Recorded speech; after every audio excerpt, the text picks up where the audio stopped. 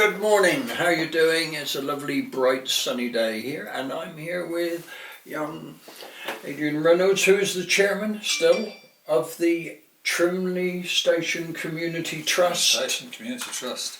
Which is the group that put itself together how many years ago now? It's going to be over 10 years now. 10 years ago to make use of primarily the main station building at Trimley Station, which itself was built back in, let me just check my record. It says in 1887, GER bought the Felixstowe branch line from Colonel Tomlin and operated it, and the first station they built on the new overall branch line was Trimley Station. That was opened in 1891, so correct. It was a while back. 130 years this year. Yeah. Not bad, happy is it? Birthday. Yeah, happy birthday. So we should sing the song, shouldn't we? Happy birthday too. But I think the concern that we have is you seem to have had a checkered experience with Network Rail, who are effectively the owners of the site and the property, and the whole shebang of what may or may not happen there. Yeah. Would that be right? Yeah. So you're looking at Network Rail, who own all the buildings, yes, and they are subleased to Greater Anglia, right, who then subleased to the organisation Trimley Station Community Trust. I'm with you. So effectively, Network Rail is the backstop guy. They are the but you're negotiating with Anglia. Greater Anglia, yeah. But Greater Anglia is a franchise, right? Correct. And that moves up and down like a whore's drawers. Yes. Yeah. Okay. Yeah, so sure they really haven't got any long-term view, one would assume. No. So yes, they would like their passengers and get as many passengers as they could. I think the facilities they provide for passengers on manned stations are pretty few and far between, aren't they? You sort of get there, you might have a seat, you'll be undercover. You can buy a ticket, they'll make sure of that. Yeah. And that's about all you've got. You're Yeah. lucky to get a little bit of shelter as well. Right. So if we cut to the nitty gritty, it would appear perhaps neither Network Rail nor Greater Anglia has been aware we've been in a COVID situation coming up now for 2 years. Would that be right? Yeah, absolutely right. So you were engaged pre-COVID in applying for various grants to make the building itself safe, and your prime need, I think for anybody who knows the building and sees the building, was to make it weatherproof, waterproof and secure. And the biggest problem that you had, and this was 10 years ago, was the state of the roof, because though the station was closed in 1961, it would appear Network Rail and its various franchisees over that period have singularly failed to maintain the building. Yes, I mean the building itself structurally is still sound. There's been a structural engineer survey done on it last year, and it's a sound building. Well, I went and looked at the brickwork the other day, and the brickwork that is there now is far better than an awful lot of brickwork that I'm seeing on our new builds. Absolutely. That you good folk are buying at unbelievable prices. But we'll leave that. Yeah. So the issue was to put a new roof on the building. Right. That was the plan from day one, to put a new roof on and it. Make the building secure. So making sure it was secure, windproof and weatherproof. Excellent. Now, to that end, I understand locally you actually had a builder and assistance and help from a local building merchant to be able to do that, all for, I believe, just under 40 grand, was it? Yeah, well, so it would be about £36,000. Right. That's to replace the roof, so we'd strip all of the usable tiles off it, check the timbers, buy new tiles where we needed. Yeah. It's about 3,500 tiles on that roof. Oh, it's a lovely roof, though. It is a nice roof. And then relag the inside of it to make sure that it's secure. And that was going to be about £36,000. Right. So we had somebody already up for that. Yep. They were going to do the job for us at cost, so no labour charges. They found a scaffolder who would give us scaffolding with no rental, which again is fantastic. It is, yeah. And we were all ready to go. And then what happened?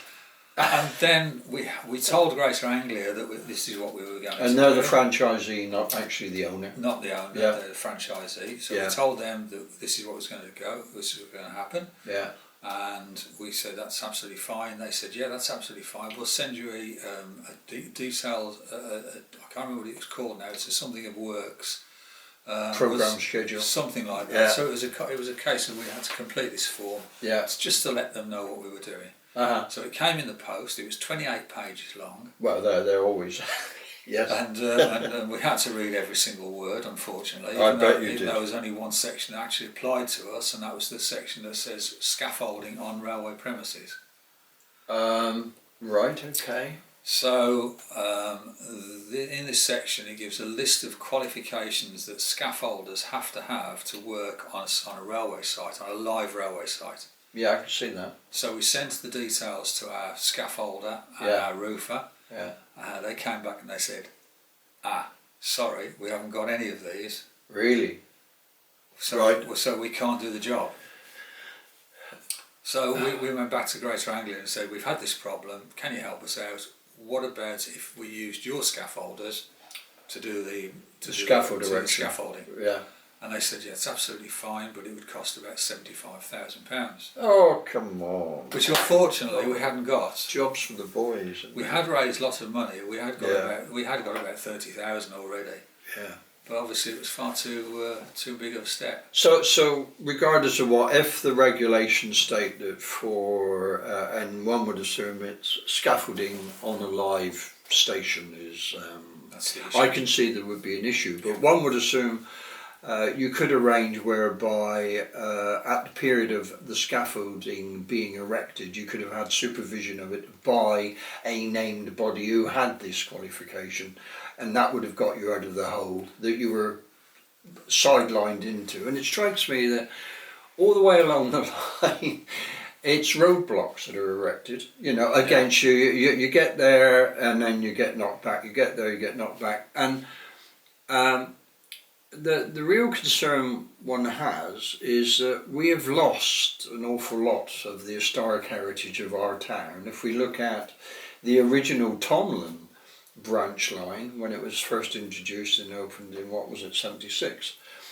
we had the pier station, we had beach station, and we had Orwell Park, and both pier station and beach station have been, well, the pier I can imagine had to go because of the development around the dock area, but beach station should never have gone. No. So I will do a separate piece on that at some point, and hopefully it could go out with this. But getting back to Trimley station, there has been further deterioration in the 8 years since you were granted trust status to be able to operate, to look to see if you could get the station underway. We've had the last 2 years of COVID, so not much has moved in that time, other than the fact that your tenancy came to an end and they haven't extended it. So that's a bit of a bummer. I'm not sure has Great Anglia actually got the franchise, or have they been now changed and they're just an operator? It's all the railway system is a bit of a mess as far as I can see. I think that all franchises are ending. I had a feeling, because surprise, surprise, this massive privatisation of the railway.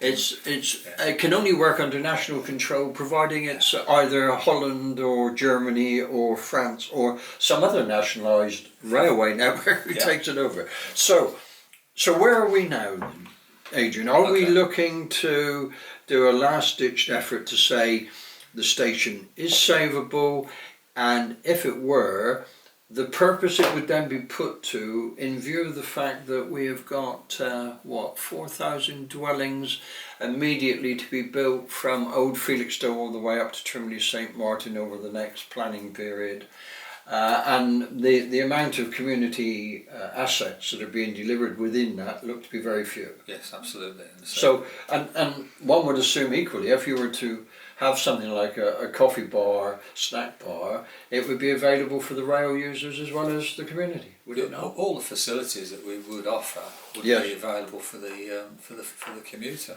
Is there a toilet up there? There isn't at the moment. So No. you're saying any poor old codger like me with a prostate problem, Yeah.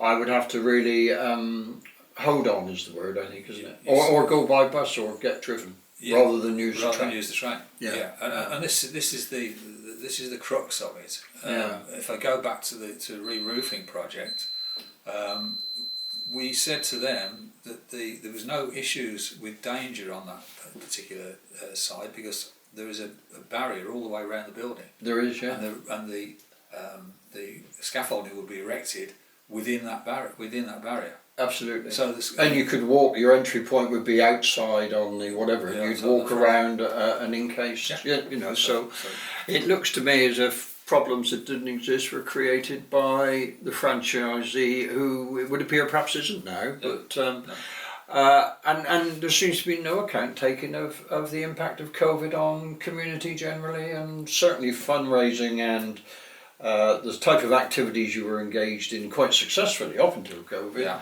really grind to a halt. They hit the buffers, you could say. They have, yeah. Couldn't We've had 18 months of no fundraising at all. Yeah. We had a full programme actually booked Ready in to and go. ready to go. Yeah. But I say that's certainly not helped.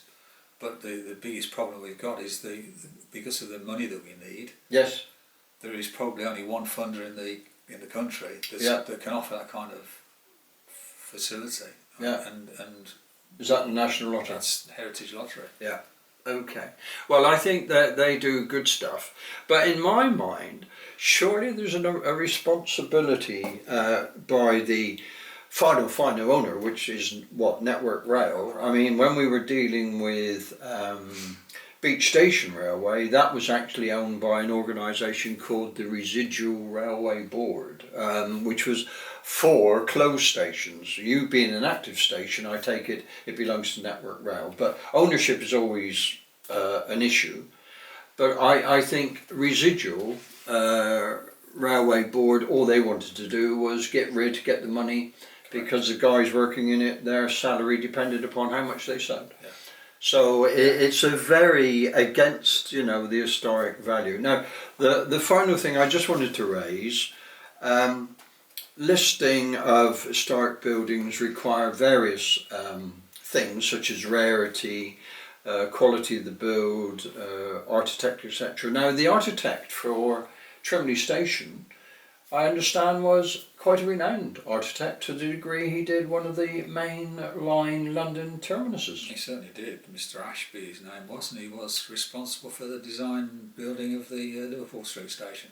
So he really has a significant track record. In fact, what we'd like to do is get a list of his achievements, and perhaps that could go down with an attempt to get the building listed. I mean, I look around our town and I look at Martello T is currently on the at-risk list. I've just driven past the burnt out stables opposite to Walton Hall. Our district really doesn't look after its heritage at all well. It doesn't really seem to encourage groups to do that either. We just knock stuff down, don't we? I mean, we just cover it over with concrete, and it seems to have no value, but in time it does have value.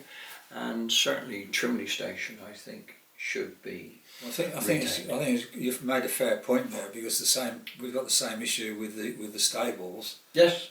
They've been like that for I can't remember how many years now. Well, they just burnt it down, didn't they? They burnt it down. Yeah. But it sits there. Yeah, it does, and it's falling. And what are we going to do with it? Well, it's neglect. And the same problem with. Well, they're supposed to rebuild it because it's on the curtilage of an historic schedule or listed building. We did attempt to get it listed, but it was deemed that it would be protected under the curtilage of, and sadly that protection was meaningless and pointless. Okay, folks, well, this is a story that will run and run, and hopefully the videos we'll put together to accompany it will give you a fuller picture of what's happening. So thank you very much for your time today. And we'll stay in touch, see what's happening. Yeah. Okay. Thank you very much indeed. Thank Walton you. Community TV, ending this quick interview on the future of the Trimley Railway Station building.